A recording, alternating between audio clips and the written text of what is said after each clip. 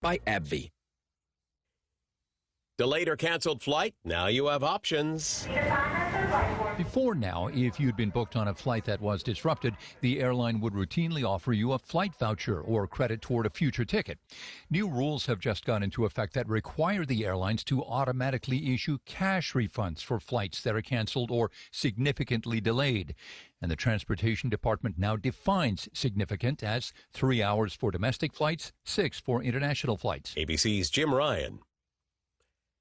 Experts will tell you sitting all day at work is bad for your body, but now a new study says standing isn't good for you either. Standing at one of those tall standing desks that have gotten popular in recent years doesn't actually improve heart health. That's according to an Australian study that surveyed more than 80,000 people. It also found standing all day may actually increase the risk of circulatory problems. On the other hand, sitting all day has been linked to obesity, diabetes, and cardiovascular diseases. Instead of committing to one or the other, doctors say, just try to move regularly.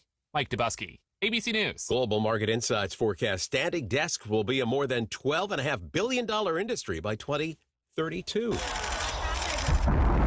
China today launched 3 new crew members to the Tiangong space station. The 2 men and 1 woman will replace the current crew who have been at the space station for the last 6 months. Dave Packer, ABC News. Hi, I'm Angie Hicks, co-founder of Angie. When you use Angie for your home projects, you know all your jobs will be done well. Roof repair? Done well. Kitchen sink install? Done well. Deck upgrades? Done well. Electrical upgrade? Done well. Angie's been connecting homeowners with skilled pros for nearly 30 years, so we know the difference between done and done well. Hire high-quality, certified pros at Angie.com. News Talk 610 AM and 102.1 FM. KBNU. I'm Bill Walter, KBNU News. News is brought to you by Cardall's Insulation. The case against a 35-year-old Logan woman accused of starving her infant son to death has been dropped. Jody Lee Anderson is in the Utah State Hospital after she was determined to be incompetent to stand trial in September 2023. A review hearing on Anderson's competency was held October 21st in Logan's 1st District Court. She was previously charged with aggravated murder, a capital offense, and obstruction of justice, a second-degree felony. According to court records, defense attorney Jeannie Campbell said psychologists had reported that Anderson still remains unable to understand the charges against her after more than a year of treatment.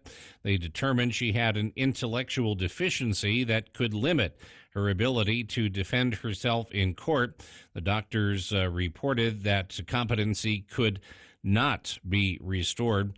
Attorney Ronnie Keller said that in light of the doctor's findings, prosecutors were filing a motion to dismiss the charges without prejudice.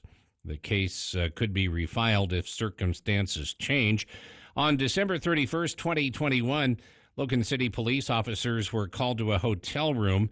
Anderson and Zachary Michael Warhay had been residing at the hotel for several weeks. A 46-day-old infant boy was found lying on a bed, unresponsive, not breathing, with no heartbeat. Paramedics revived the child, transported the baby to Logan Regional Hospital and later to Primary Children's Hospital. Medical staff said the boy was unhealthy and showed signs of malnourishment and neglect. He died 2 weeks later. Warhay previously pleaded guilty to 1 count of child abuse homicide, a second-degree felony. He is currently serving a sentence of 1 to 15 years in the Utah State Correctional Facility. The man who was reportedly captured on video starting a large electrical box on fire outside Mid-Valley Elementary School in Midvale was arrested. The man, who has not been identified, is facing arson charges. The investigation showed the act was intentional, according to Unified Fire Authority.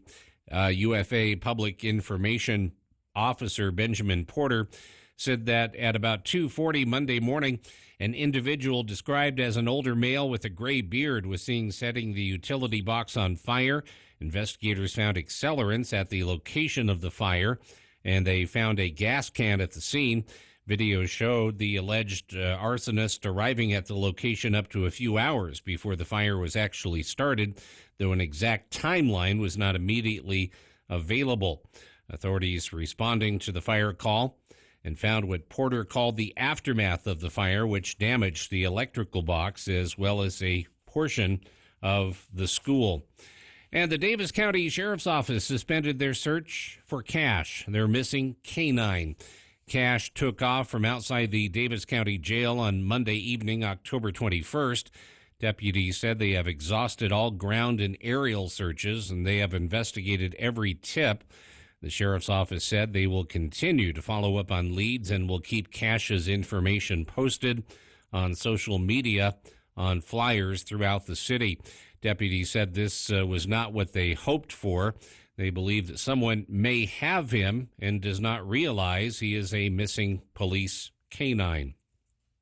KBNU weather brought to you by Canyon Landscaping, creating livable landscapes for your new or existing yard.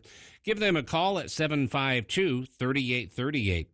Mostly cloudy tonight, chance of rain and snow this evening, then a chance of snow after midnight. Colder, overnight low in the low 20s, and then partly cloudy, becoming mostly sunny on Wednesday, high in the upper 40s. Get more news at CashValleyDaily.com. Everyone has been asking me, hey, radio guy, what's the forecast for winter? Well, spoiler alert, it's going to be cold, but there is something you can do. Call Cardall's Insulation. With better insulation, you'll be amazed at how much warmer your home is. Get this, as much as 35% of your home's heat is lost through your walls and attic. And if your home was built before 1980, it's even worse. And right now there's a tax credit up to $1,200 for upgrading your insulation. Call Cardall's Insulation for all the details. 755-5012. That's 755-5012. It all happens here. News Talk KVNU, 610 AM and 102.1 FM. Fall is upon us and the leaves are changing colors. That means it's time to hit the canyons in style and pack up the whole family for a drive and go see all the sights in the comfort and safety of a new Murdoch GMC Chevrolet or Cadillac. Receive up to $9,000 off select 2024 Sierra 1500 models. When you walk through our doors, you feel like family at Murdoch Chevrolet GMC Cadillac in Logan or online at murdochchevroletlogan.com. GMC, we are professional grade. Call 888-391-6083 or see dealer for complete details. Offer expires 10/31/24. Hi, my name is Linda Christiansen, the County Clerk for Sanpete County. You might be wondering, is Utah's ballot process safe? The answer is yes. From signature verification to tabulation and storage, each ballot received is always handled by a minimum of 2 certified election officials for ballot processing. If you want to learn more about Utah election security, visit vote.utah.gov. In today's day and age, getting the right information in a timely manner is essential, especially when it's about what's going on in your own neighborhoods, in Logan and Hiram, in North Logan and Smithfield, in Providence and Millville, in Tremonton and Preston. Knowing the truth from trusted sources should be available to everyone in our community. Cache Valley Daily is committed to being your link to local news and sports. Know what's going on in your community. Visit CacheValleyDaily.com. Retirement can be scary, but only if you're not prepared. That's why AARP created thisispretirement.org. Because unless you've already retired, you're in pretirement, and you still have time to plan. Learn about retirement savings options, potential tax breaks, and how you can build savings over time. Visit thisispretirement.org for free resources to help you customize your action plan and feel the retirement fear disappear. Brought to you by AARP and the Ad Council. Wednesday edition, Clay Travis, Buck Sexton Show will break down 6 days until the election. Early voting still underway. What is the data telling us, and what should we expect as we inch closer and closer to Election Day? Make sure you don't miss it. It'll be the Clay Travis, Buck Sexton Show, Wednesday edition. 10 to 1 on News Talk KVNU, 102 FM and 610 AM. Remember the words you told me, love me till the day I die. Surrender my everything, 'cause you made me. Welcome back to KVNU's For the People.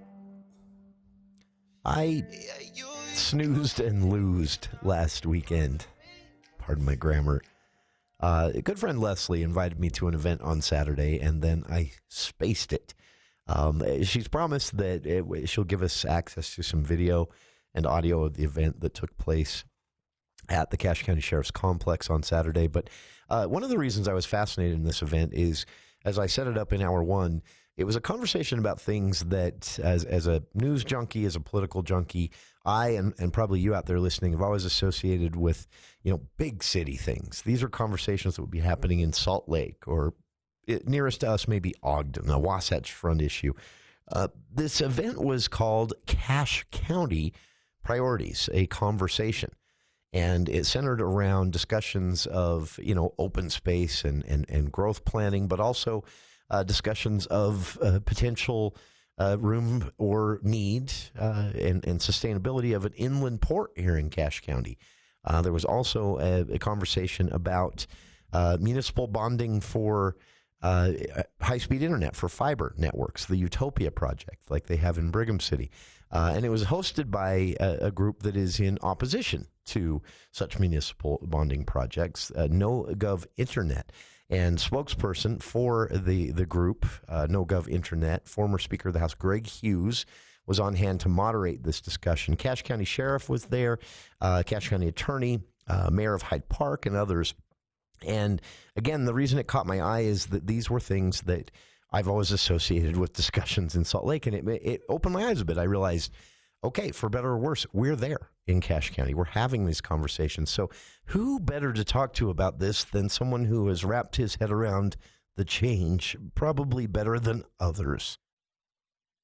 A man whose name you heard associated with recent successful effort to get an open space initiative approved by voters to begin preserving open space here in Cache County. We talked about that last hour with the news release today from the Bear River Land Conservancy Project. Joining us right now, former state lawmaker and good friend of the show, Jack Draxler. And Jack, I have to be honest with you, despite the few years now that it's been that you've been out of office in the legislature, I still have a hard time just calling you Jack. You were always Representative Draxler to me, but always a pleasure to have you join us here on the show. How did I do at setting that up? Because to me, that was just, regardless of what exactly happened at the event, to me, it was unique just that the event was happening. We're talking about these things in Cache County, these big city things, I think, in a lot of our minds. But we need to talk about these things now, right? For sure, and thank you for inviting me, Jason. My pleasure. I enjoyed your conversation in the previous hour about open space, too, and I just wanted to add one thing in that regard, and that is that in most cases, the county will not purchase land outright. They will, in most cases, purchase the development rights to land through what's called a conservation easement. The family will still retain ownership. It will stay in their ownership, or they can even sell it. But the one thing is, the county has purchased the development rights so that in perpetuity, that ground will not be developed, and it's purely at the decision of the property owners. It's totally voluntary. There's no government pressure there involved. It's just people who say, as a family, we'd like to keep this land open, and at some sacrifice of their own proceeds, because they end up netting less than they would if they sold it for development. However, as a family, they want to preserve it. So in most cases, it would be a conservation easement purchasing the development rights on that property. I appreciate. Just wanted to throw that in. Well, I appreciate you clarifying that, and apologies if I did a bad job of explaining the process, because that, to me, that's what makes this so unique. As open space preservation projects go, that's what's so unique about this one, is that a person could still, grow alfalfa on their land, but basically sell those development rights into this process, preserving the open space. And then if they ever decide they're done with it, they want out, they don't want to operate the land anymore or manage it anymore, then they can say, to the county, all right, you own the development rights. And then the county, of course, because this is an open space project, says, well, we're not going to develop it, so it becomes open space. It's such a unique process. And I'm hoping, sorry, go ahead. and they can even sell it to someone else. Oh, sure. But that person has to realize that it's right on the deed. It states that the development rights have been purchased by the county. So it's a win-win for people who are interested in seeing, as you stated in the previous hour, keeping Cache Valley looking at least something like Cache Valley has looked like. But it's neat to see us with this Elkhorn Ranch project actually seeing some things done instead of just talking about it for 20 years. Sure. That's, it is great. And there's a lot of bittersweet for me going on around Cache Valley right now. Jack, I mentioned in hour one that I try my best to not fall into the NIMBY trap. I know we need to build housing. I know, but it is sad sometimes to see these spaces change. It seems so trivial, but this tree, I remember as a young kid watching hawks fly out of to swoop down and pick mice up over the alfalfa field, and now it's cement curbing and houses, and that's difficult. But having the conversations early, we have an opportunity to control this to some extent. You bet. And that's kind of, as I understand it, that's sort of what was happening on Saturday in this discussion about, what should the priorities for Cache Valley going forward be? I really enjoyed and I appreciated that NoGov Internet group sponsoring this activity, because that discussion actually was not about Internet or open space. We had Representative Casey Snyder there talking about water rights, because he's become somewhat the water guru in the legislature. Sure. Even though he tried to avoid it, it fell on him. Right. And then, as you mentioned, we had Sheriff Jensen there talking about law enforcement.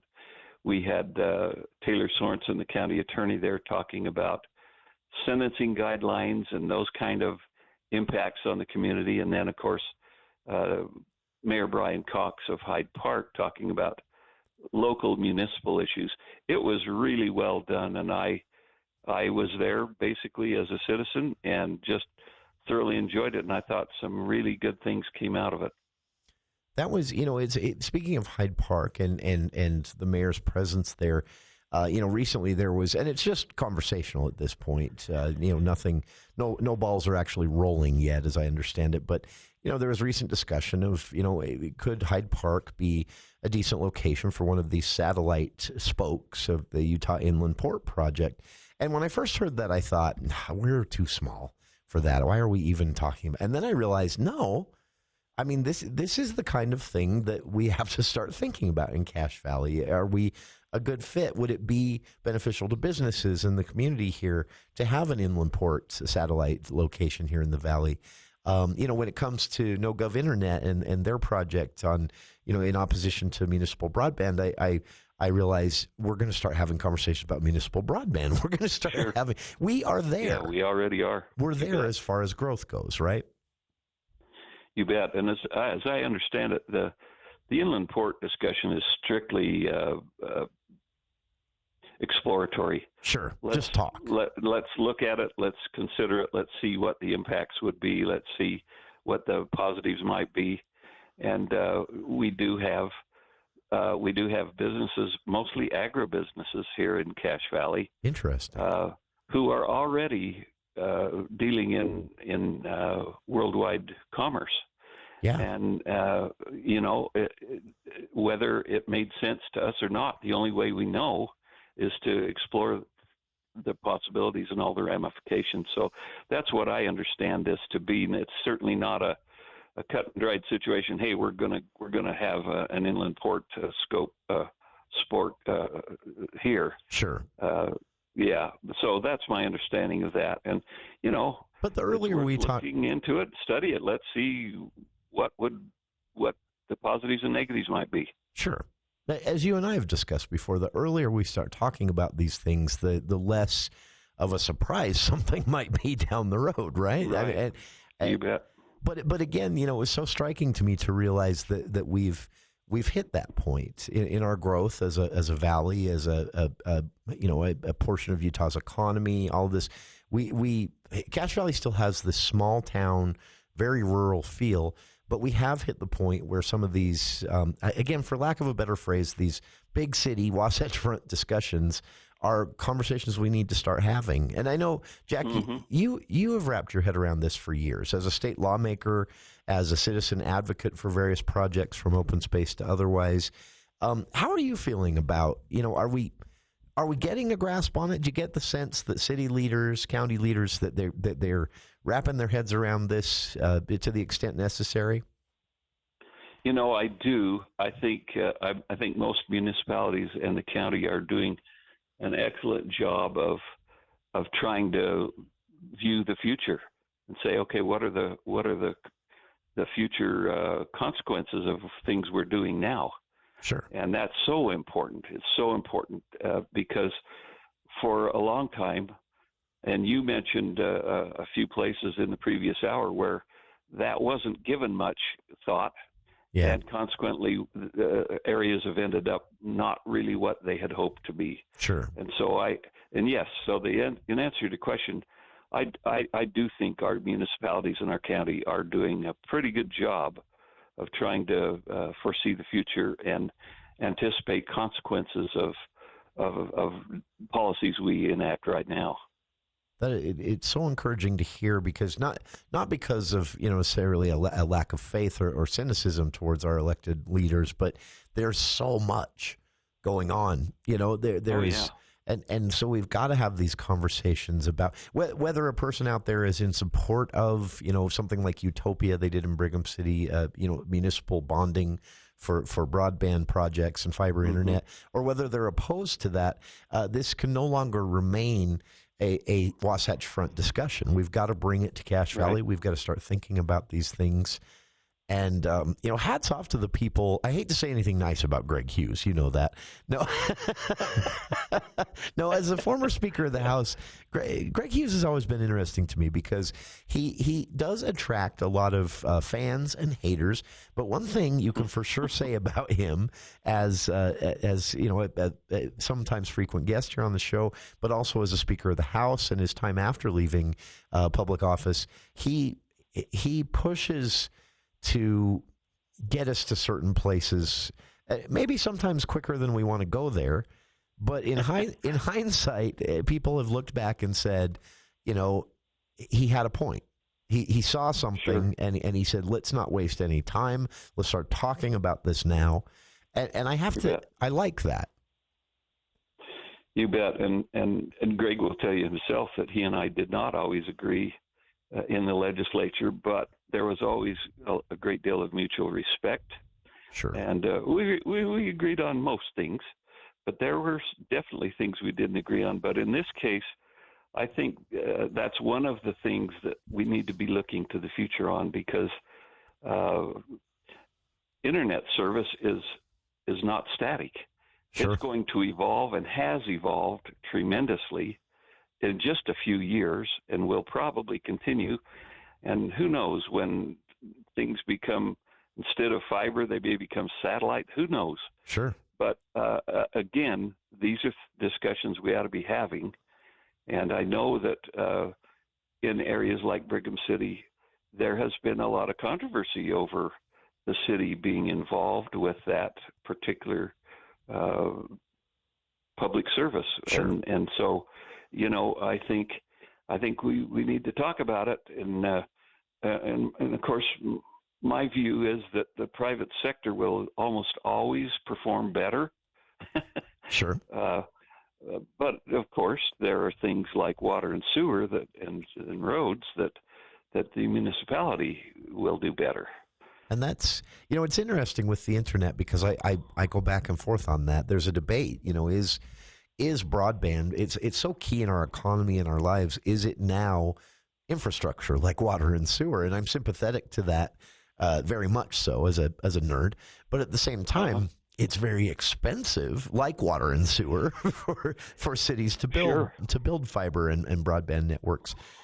But like you said, we need to start talking and thinking about this type of thing. It's no longer something that is being discussed in Salt Lake or along the Wasatch Front, it's now got to be discussed here in Cache County, and that alone is going to be an adjustment for us, don't you think? Sure, absolutely, and that's why we all need to be engaged civilly and not sit back and say, well, I guess we'll let the elected officials do all that. I love the elected officials, and I was one of them, but as citizens, we need to be engaged. We need to find out what's going on and what we would like to have happen, and be informed. Sure. What would you say, maybe as a closing conversation we can have here? Obviously, events like the one that took place on Saturday are a good way to get engaged and start wrapping our heads around this. But, as someone who was intimately involved in the public policy process as a state lawmaker, and your time working with the county on open space and things like that, but also as a private citizen who's kind of sat back now and reacted to all of this the way all the rest of us do, what would you say to people as far as, encouraging them or even providing some ideas for them to get involved, to start learning more about all of these things that are now Cache Valley conversations we have to have? Jason, as mundane as it sounds, I would say, look, go attend a city council meeting. Go attend a county council meeting. Sit down and listen and see what's being discussed. I think most citizens don't attend those, and I don't expect them to attend every one of them. But periodically attend one of these meetings and see what the issues are that your elected representatives are dealing with. I'd say that may be the best way. Of course, the media, like yourself and like the newspaper and Cache Valley Daily and other sources, they're important too. But I'm just old school enough to say, look, every once in a while, go attend your city council meeting or your county council meeting. Just look in and listen. I agree, and they are or participate and speak if there's a public hearing. Sure. And I know, Jack, you and I have talked about this before, but you had many experiences as a state lawmaker where you had a piece of legislation and then a constituent just shot in an email, hey, not sure you care, but here's an idea I had. And then you ended up changing that bill based on one person's, some information they provided. And that makes the legislative process better. That can certainly happen at the city and county level, right?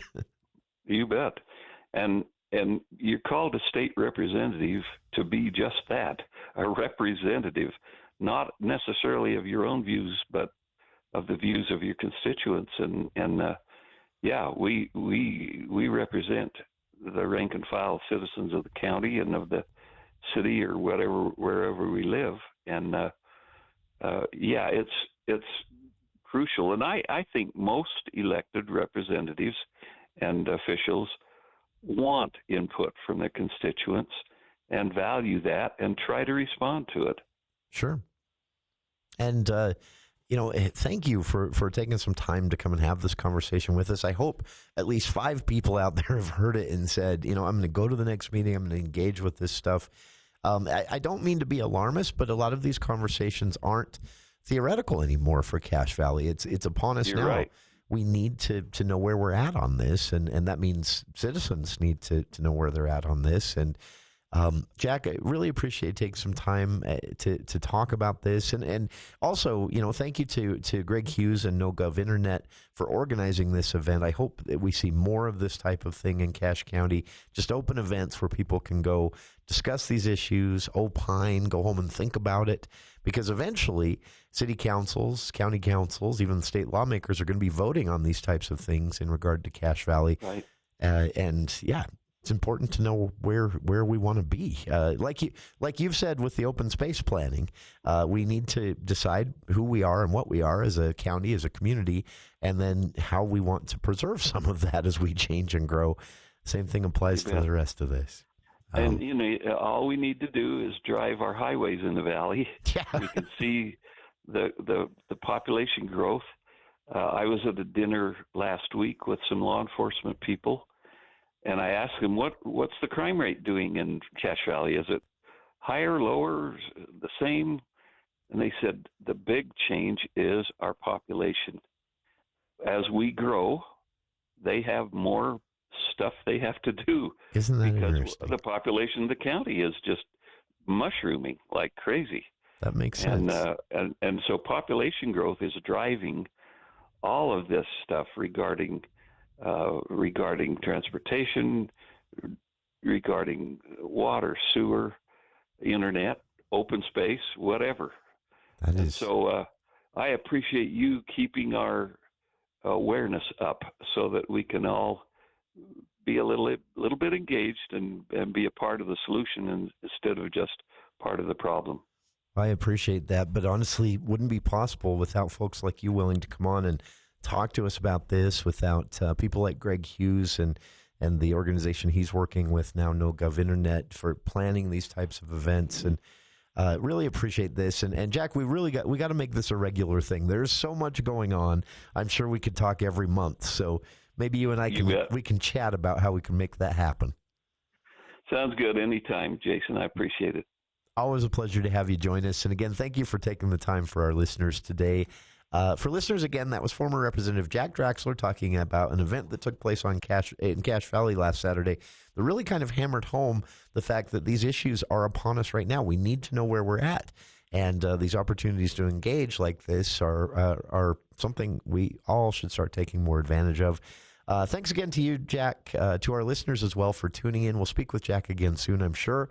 And listeners, stay tuned. More of For the People coming up on the other side of these headlines with KVNU's Bill Walter.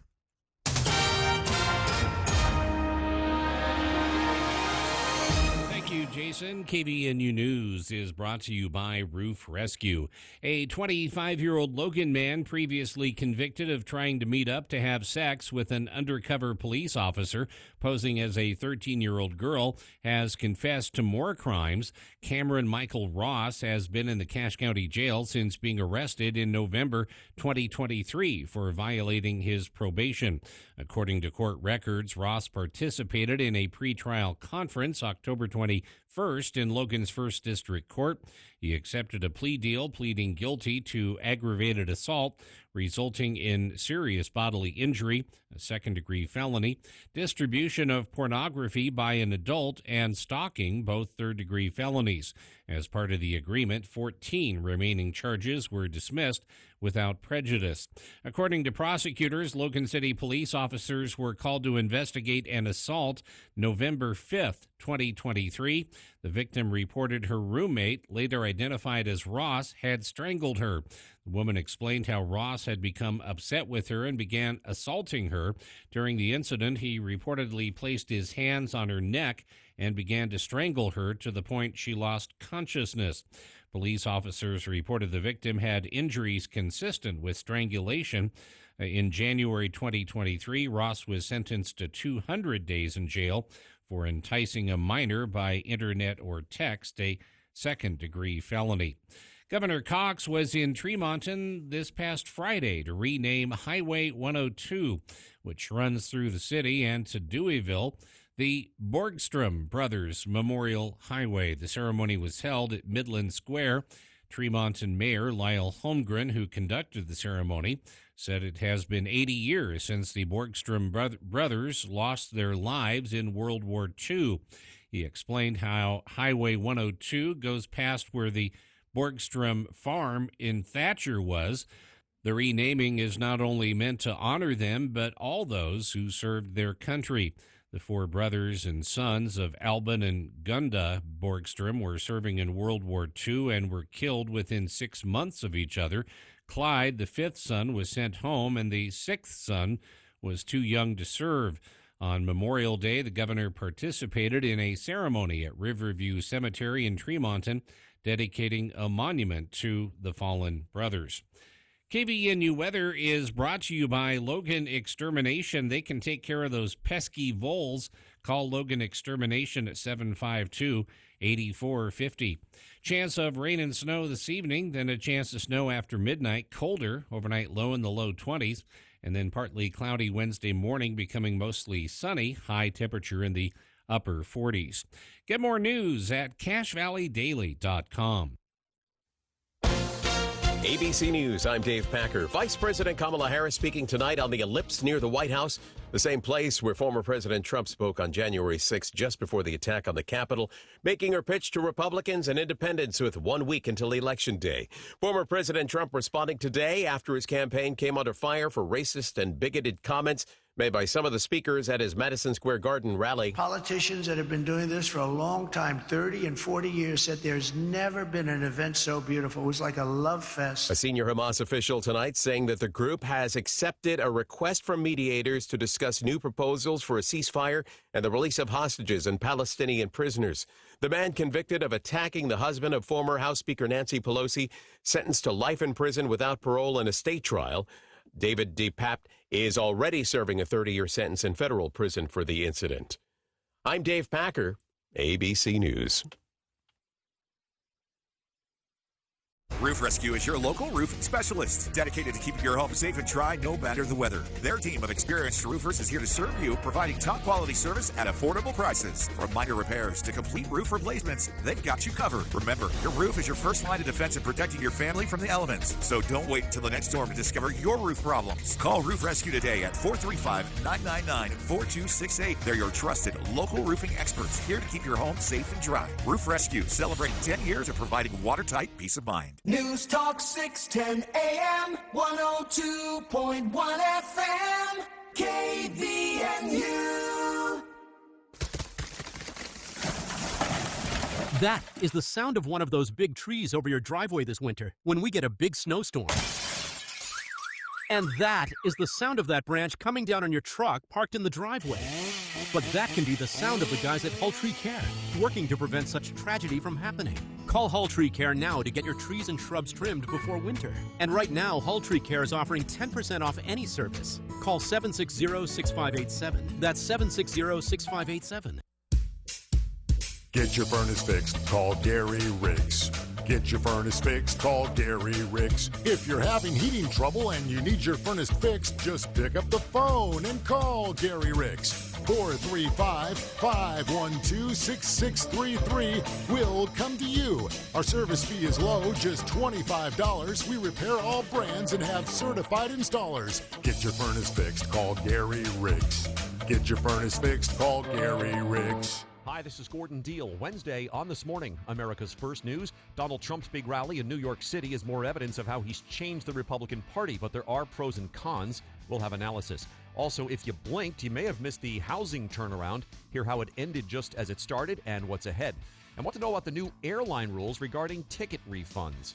Wednesday on This Morning, America's First News. From 4 to 6 on News Talk KVNU, 610 AM and 102 FM. Your station for news and talk.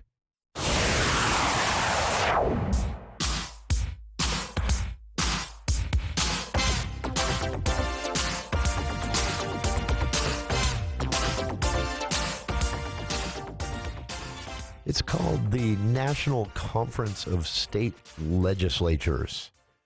Sounds important, right? It is. This is a nonprofit, nonpartisan organization that brings state lawmakers from all around the country, red states and blue states alike, together to share ideas and to work collectively on some problems that are maybe national problems, but in which states play a role. And throughout 2024, the National Conference of State Legislatures has hosted this higher education task force, the NCSL Task Force on Higher Education Improvements, the actual title. And State Senator from Utah, Ann Milner, is one of the co-chairs. There are 4 co-chairs from various states, but she's one of them. And she unveiled their publication of their final report today. I've linked to it on our Facebook page if you want to read it. Now, by final report, it doesn't mean, a lot of times when you hear final report, it means, the big one, the report that summarizes all of their work. And that's not the case in this situation. By final report in this situation, it literally means the last report they'll publish of their year of work. They've published 11 reports so far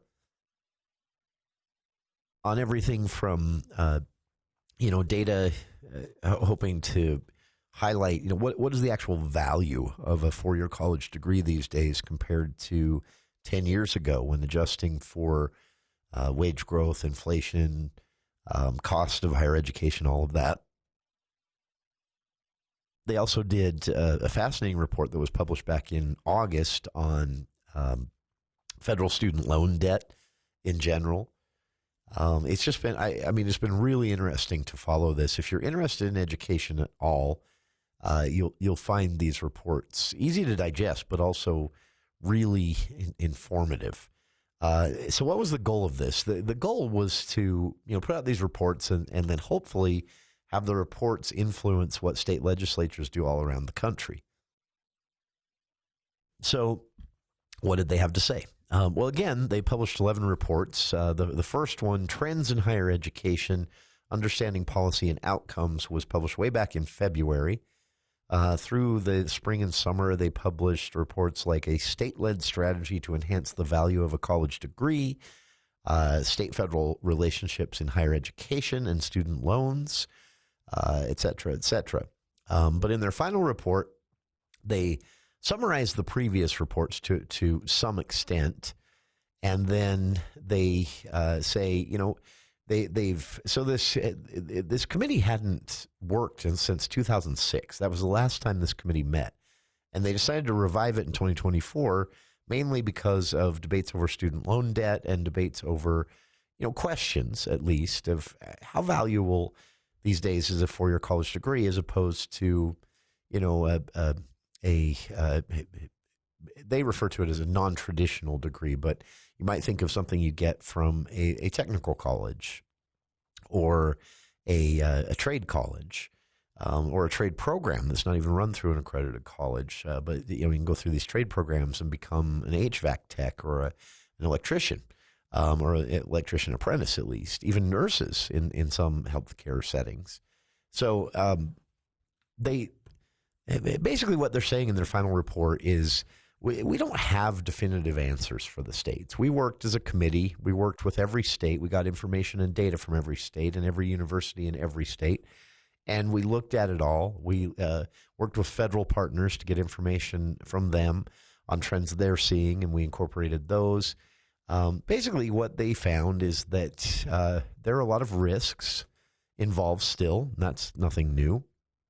But they said in comparing notes from state legislatures all around the country and with their goal to, quote, better understand the recent developments in both federal and state policy and state-federal relationships in regards to higher ed, the task force, at this point in their final report, they say they speak with a unique and authoritative voice. Our task force is bipartisan, represented in equal parts by both sides of the aisle, and we were all chosen for our experience, expertise, and work on relative committees related to this in our states. Again, co-chair, Senator Ann Milner, one of the signatories of this opening letter. So here's what the report actually has to say. Short and sweet, there are many viable paths to a good job and a fulfilling and I assume everyone's factoring in lucrative career. But the report begins, it's widely accepted that acquiring some form of post-secondary education allows most Americans to access the fullest array of job and career opportunities. Nation state legislatures obviously share this view, and they go on to describe in a lengthy paragraph what they call a thriving post-secondary system in every state in the country. But they said, and they also say the U.S. higher education system should still be the envy of the world for a lot of its successes. But they said public discourse is filled with a lot of anxiety over a host of issues. Affordability of higher education being top of the list. Basically, who can afford to go and who can't. Going to college full-time is expensive, and Americans finance their higher education through student debt more so than ever before. Collective student debt in the U.S. is nearly $1.8 trillion, a second largest form of debt behind only mortgages. That's a striking fact.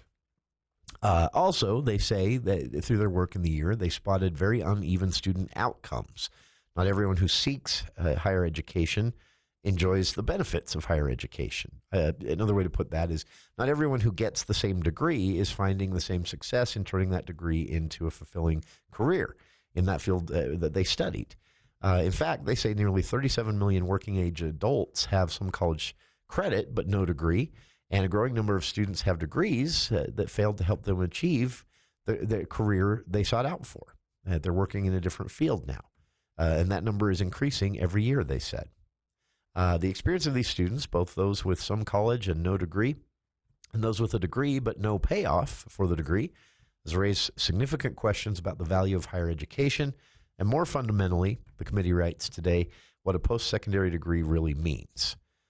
So they go on to talk about polling where Americans are at on this. Americans believe college is not worth the cost by a majority now, 56% in several polls done just this year. And by the way, that's up 40% from this time a decade ago, the committee points out.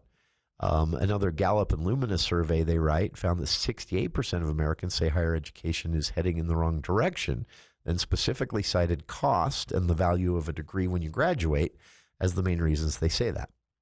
They also point out that enrollment decline over the last decade is exacerbated by something they call the demographic cliff. Population of 18-year-olds, the most likely age of first-time college enrollment, is declining and will do so for the foreseeable future, meaning that young people are not leaving high school and immediately going to college. A growing share of college students are coming back in their mid-20s or even late 20s. And the reasons they can only guess at, but a good guess would be they're not seeing college is worth it. Then they go out and decide, well, I don't like doing this. I'm going to try college. So they go back and get a degree. But obviously it's going to be easier for them, and more students are going to actually continue on to some sort of higher education, 2 or 4 year, whatever it might be, if they just transition right out of high school into that. So that's a problem the committee says that states need to be thinking about. This is the part that really stood out to me, and this is where I'll leave you. I won't read you the whole report, though I want to, because it's really interesting. The committee says for the first time, and again, this is for those just tuning in, the National Conference of State Legislatures Higher Education Committee publishing its final report today with a statement and letter and executive summary co-signed by co-chair of the committee, Utah's own State Senator Ann Milner from the Weber County area, a Republican. She says in the letter, this is the first time in nearly 20 years that a representative body of state legislatures has come together to examine U.S. higher education. The commission spent relatively little time, however, understanding federal higher education policy. In the past few years, federal policymakers have implemented new programs and forms to address borrower repayment challenges and well-known shortcomings in the cost and administration of loan programs. But since 2021, the U.S. Department of Education has forgiven $1.68.5 billion in student debt, and recent estimates suggest the federal government will spend nearly $40 billion annually on student loans over the next decade. Translate that, basically, not a partisan argument they're making here either. Remember, these are Republicans and Democrats alike. At the current rates, it would actually be cheaper for us to forgive all the existing student debt than to continue to manage the system that props up the student debt, which the committee says really begs the question, would this not be functioning much better through some sort of grant or even subsidizing free college programs at the state level? Now, obviously, there are going to be partisan and political debates over doing that. But the committee says we're just talking about the numbers. Looking at the numbers, that might actually be cheaper to give people the option of free college than to prop up this federally backed student loan program we're currently operating on that's costing about $40 billion a year. That's mind-blowing. I'm not saying I know the solution here. I'm just saying that is mind-blowing. Finally, I've linked to this on our Facebook page. Be sure and check out some of the trends in higher education. Overall graduation rates have increased steadily over the last 30 years. Overall 6-year graduation rate at public institutions has increased about 13% since the mid-90s. That's all good news.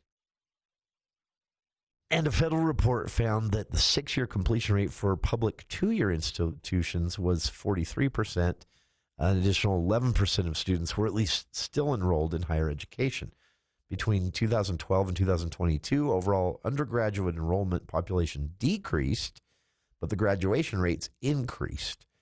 They say they infer nothing from this to guide state legislatures other than state legislatures might want to explore why that is happening in every state, because every state might find a different answer for an enrollment decrease while graduation rates increased.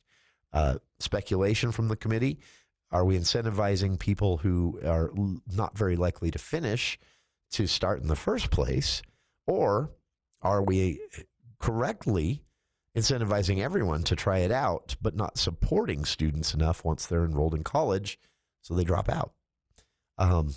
That's a really good question. There's also some really cool graphs. This is a lengthy report. If you were to print it out, it's about 120 pages. But if you're interested in higher education, if you're interested in the taxpayer's role of funding public institutions and land-grant universities like Utah State University, it's a fascinating report from the National Conference of State Legislatures, a nonpartisan, nonprofit organization.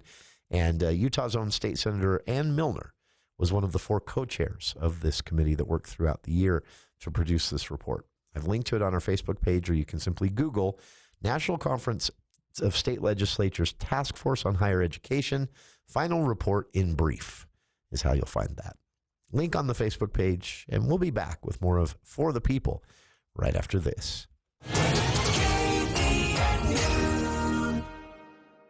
I'm Jason Thompson, and I'm running to be your next representative for House District 3. I'm not a politician. I'm a business owner and an entrepreneur. Our Utah House needs less politics and more action. I'm focused on what matters: lowering taxes, affordable housing, putting more of your hard-earned money back in your pockets, and a strong education system. We need less government intervention and fewer regulations. That's why I'm running. Your time to vote has arrived. Vote for Jason Thompson for a better future. Paid for by the committee to elect Jason Thompson. This is Dr. Red, chiropractic physician with Red River Health and Wellness. Are you suffering with fatigue, brain fog, headaches, intestinal issues, weight gain, and you haven't been able to find any answers? Before I started at Red River, I was having a lot of stomach pain. I was overweight, severe anxiety, some depression. I had been to multiple doctors. I'd been to specialists. We had done tests, and no one could find anything that was wrong. Red River Health and Wellness can help you. I'm on anxiety medicine. I've lowered my dose, and I'm working with my doctor to continue to lower it. I'm sleeping through the night. I have energy for my kids. I've lost 30 pounds. I just feel really good. Our goal is to teach you and educate you so you know how to manage your condition a lot more effectively, and you know what to do and what not to do for the rest of your life. Schedule your appointment today at 855-55-RIVER. Red River Health and Wellness, with offices in Logan, South Jordan, Springville, and St. George. Call Red River today.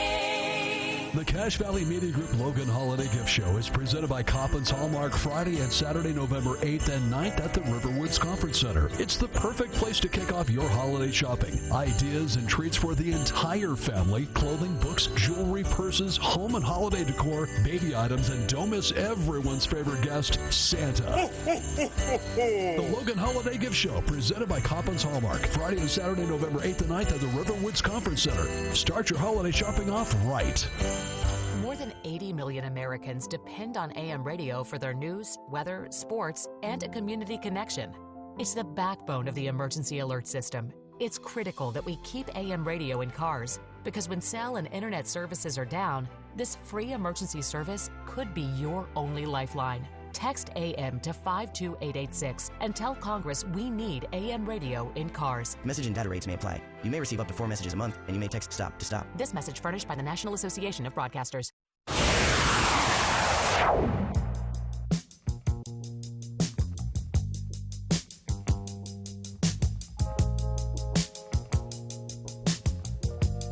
Welcome back to KVNU's For the People. I mentioned the poll that was conducted by Desert News and the Hinckley Institute this week on Utah's vote-by-mail system, showing 75% of voters here in Utah like it, approve of it, and have confidence in it. That's pretty cool to see. But we'll wrap up today on, not election-related, I wouldn't do that to you, but a more lighthearted, feel-good story to send you on into your evening. The history of the I voted sticker. I did not know any of this.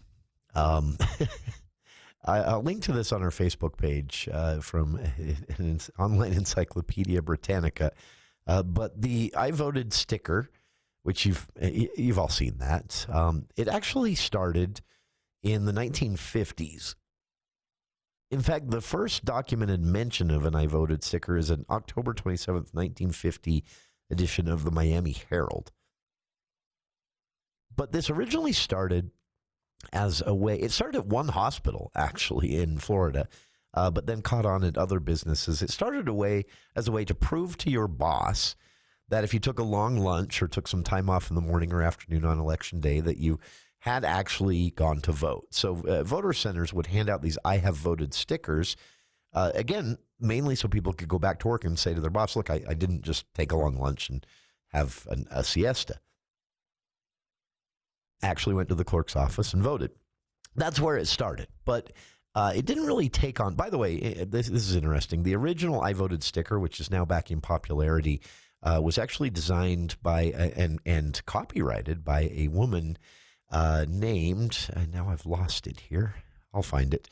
Janet Boudreau. She created the design while working for another election supply company, Intab, in 1987, which incidentally is when the sticker really took off. And who can you give credit for it taking off outside of a way to prove to your boss that you had actually gone to the clerk's office to vote if you took a long lunch on election day? Well, realtors in Arizona. I would not have predicted this. There was a bond issue in Arizona in 1985, and realtors were just beating the drum to get everybody out to vote on this one. And they took this I voted sticker that had been used since the 50s, again, to prove to your boss you were at the clerk's office voting if you took a long lunch that day. And they turned it into a pop culture iconic image. They did it just to get everybody out voting on this Phoenix bond issue, and then it just took off. Janet Boudreau copyrighted her design in 1987, and the rest, as they say, is history. But yeah, it started in the 50s as a way to not get fired. That's our show for today. Thank you for tuning in. Stick around. Dave Ramsey is next here on KVNU Logan.